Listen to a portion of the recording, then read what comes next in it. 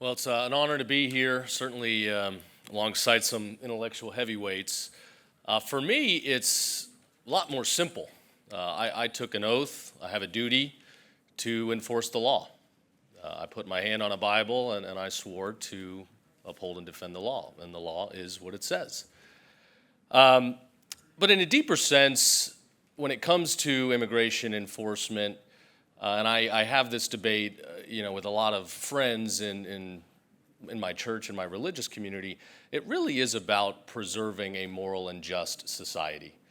And you can go back through the theologians and the philosophers from Aquinas to Aristotle, and they wrote about the risk of being overwhelmed by a foreign population and the danger, the challenge that can bring to the culture and the morality of a community. And I've seen that firsthand in my job. I knew immigration was a major problem, but it was not until this job where every single day we are pulling MS-13 gang members off the streets, we are pulling human traffickers off the streets, that I've really seen the evil that can come into our society through an open border. And we have found in Florida, all aspects of crime tend to have a connection to the open border. Yes, trafficking, fentanyl, some of those are more apparent, but then you dive down further into things like retail theft. And we'll follow a lineage of a network, and it almost always has ties to some cartel or effort to steal and obtain money through the open border crisis. So I've been in office now since February. Immigration enforcement has been our top priority since taking this post. And I've had the opportunity to work with our law enforcement up and down the state as we try to detain and deport as many people as possible. We've needed additional space. Some of you are probably familiar with Alligator Alcatraz, a facility that we've stood up that's been the subject of a lot of attention. And there, we were leading in arrests, and the sheriffs and state law enforcement, we were the first state to have everybody certified under 287G to help the federal government. They said, we're going to need more space. Like, we've got to house people. Obviously, Congress had not acted yet to provide additional resources, which is welcomed. And the president, was talking about reopening the original Alcatraz. And we'd had this plot of land down in South Florida. We've been trying to think, what do we do with it? An old abandoned runway from the 70s, despite what the left and the environmentalists will tell you, it was already there, 11,000-foot runway, the largest in the state, and it's completely surrounded by the swamp. So we figured, hey, this is basically its own island, its own Alcatraz, but you could house thousands of people there. And so Alligator Alcatraz got attention, but the goal here, yes, detention. We want thousands of people to have bed space.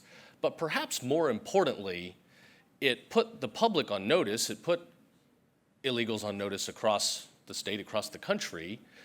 You have the option to take the federal government up on that $1,000, payment and flight back to where you came from. It has been a wonderful disincentive. We saw an uptick in self-deportations right away, and let's be honest, in 4 years, we are never going to make up for the decades of abdication of responsibility. But self-deportation is going to help chip away, much more than just detaining people one by one by one. Obviously, a judge has been active here. A judge has enjoined the facility. No new detainees can go in, and as deportations continue, eventually the number of detainees there will diminish. We've got many new sites up and running in Florida, so nothing is going to slow us down in doing the job. But I do think it highlights another, clear problem, something that threatens our sovereignty, that threatens our security, and that is activist judges. I mean, we're seeing this in many contexts, but here you have a judge saying that a state facility on state land run by state operators now needs to go through this federal environmental regulatory process. And our state jails don't have to go through this. Our state prisons don't have to go through this. So we disagree on the law, obviously. We're appealing and thankfully have emergency proceedings, but it's yet another example of judges wanting to push policy push a legislative agenda. They disagree with what President Trump is doing, even though he's doing exactly what he promised to voters that he would do and was elected to do. You have judges pushing their own agendas over that of the American people. I had the opportunity, I've been riding along with state law enforcement as they conduct some of these immigration stings, and what they'll do is, working with ICE, they'll flood an area with many more law enforcement officers. And state law does not, they can't racially profile. So when they're trying to interdict illegals on the streets and roadways, essentially they're just turning up the volume on lawful traffic stops. So people that have broken taillights, people that are speeding, people that are engaging in infractions, they get pulled over at a higher rate. And I will tell you, 1 out of 3 times that we would pull somebody over, for speeding or broken, illegals would be in the vehicle. So I think it shows, who knows how many people are here illegally in the country, but it shows how prevalent the problem is. You probably recall recently we had a guy driving an 18-wheeler, couldn't speak English, couldn't read signs, and engaged in an unlawful U-turn that cost 3 people their lives. This drew us to another problem that we hadn't thought about at that level. And so we've been doing inspections at our weigh stations, at our agriculture stops, and we're pulling over many people that should not have these licenses in the first place, and we're investigating the companies that should be conducting the testing because clearly something's going wrong. But again, it displays how the carelessness, the abdication of responsibility, the lack of rule of law that some jurisdictions may follow puts all of us at risk. So while Florida may have the most robust legislation and protections in the country, it does not matter if California wants to allow people to break the law, because they will move on and they will ultimately kill people in other states, and we've seen that in Florida. But during one of these stings, several individuals get brought out, and they immediately start saying, "We'd like to just go home on our own. We do not want to go to Alligator, Alcatraz." So to the people that think, this is inhumane, this is a gimmick, the reality is Alligator, Alcatraz is going to stick with people. And at the end of the day, they can go home, save all of us a lot of time and money.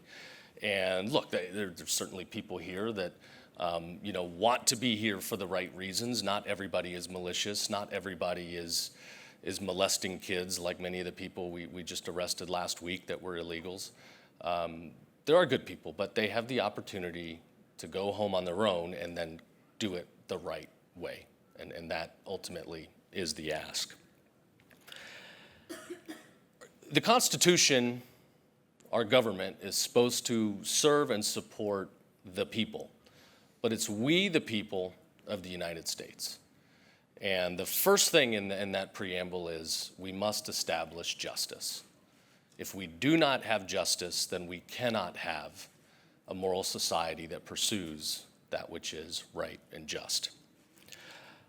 Now, another challenge that we've seen in Florida related to the illegal immigration crisis is the disproportionate favoritism of electoral power for states that do not follow the law.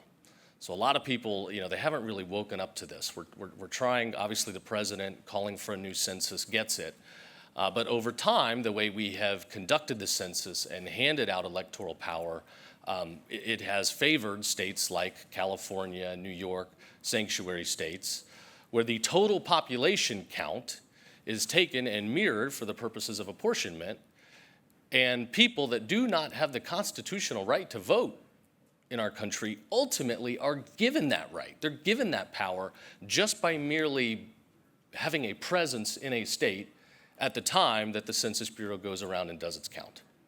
It's estimated this could lead to a shift of 20 to 30 electoral seats, which is seats in Congress, the billions of dollars that's distributed across the country to different states.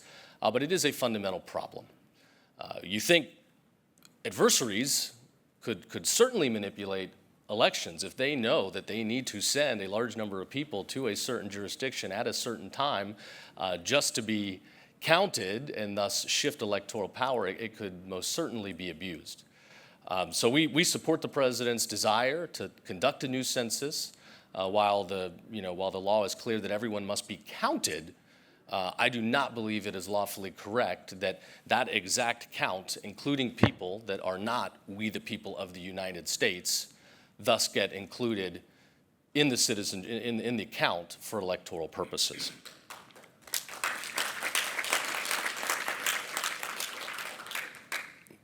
In Florida, we had a bigger problem where we were actually denied a seat we should have otherwise had. I worked at the Department of Commerce, and it was projected that Florida would pick up 2 seats in the last census. Of course, we left, and the Biden administration delayed the results, and then ultimately it popped out, and Florida only got 1. I think the state that was looking to lose 1 was Rhode Island, and you know who the next Secretary of Commerce turned out to be. So I think the census is certainly something that's been manipulated by the deep state. I think a lot of people have overlooked the serious implications. But again, at the end of the day, if we're going to have a sovereign country, we cannot be allowing people that are here illegally to have electoral power such that they can dictate the next President of the United States and the next, however many members of Congress that are ultimately going to shift the direction of our country. So I'll conclude again by saying illegal immigration challenges a moral and just society. And the left, the press, they want everybody to believe that people are just here to do good and make ends meet and pursue a new way of life. But my number one priority in Florida is to protect our kids.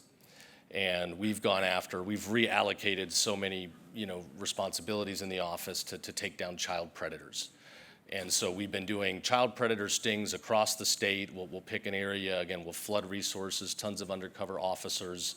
People will be working on social media sites, engaged in communications with these predators.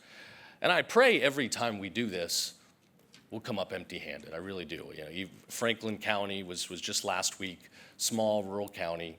I pray let's not find anybody. Hopefully we come up empty.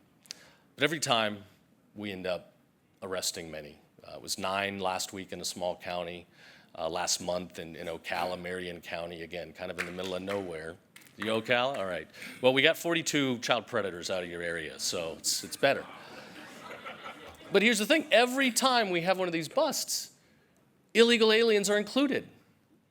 Every single time. I don't think we've had one of these occasions where illegal aliens were not included. So obviously not every illegal alien is a child predator, but the reality is by having an open border, by allowing people to flood into the country, we are increasing the risk to our kids, to our safety, to our sovereignty.